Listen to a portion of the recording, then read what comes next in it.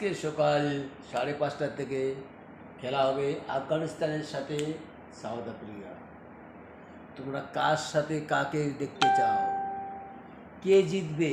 সবাই কমেন্ট করে বলো, সাউথ আফ্রিকা নাকি আফগানিস্তান? কার সাথে তোমরা কাকে দেখতে চাও ফাইনালে? ইন্ডিয়ার সাথে তোমরা ফাইনালে কাকে দেখতে চাও ভাই? বাংলাদেশের ভাইরা নিশ্চয়ই চাবে না যে ইন্ডিয়া ফাইনালে যাক, আর বাংলাদেশের ভাইদের স্বপ্ন পূরণ হবে না। শুধুমাত্র ইন্ডিয়াই খেলবে ফাইনালে। ফাইনালে আমরা কাকে চাই জানো? আফগানিস্তানকে। কেন আফগানিস্তান হচ্ছে সব থেকে ফেভারিট টিম আমাদের। আফগানিস্তান রশিদ খান থেকে শুরু করে প্রত্যেকটা প্লেয়ার চায় বিরাট কোহলি ফাইনালে খেলুক, আর বিরাট কোহলি ফাইনালে খেলবে। ফাইনালে সেঞ্চুরি মারবে বিরাট কোহলি, দেখিয়ে দিবে নাম্বার 1 কিং বিরাট কোহলি।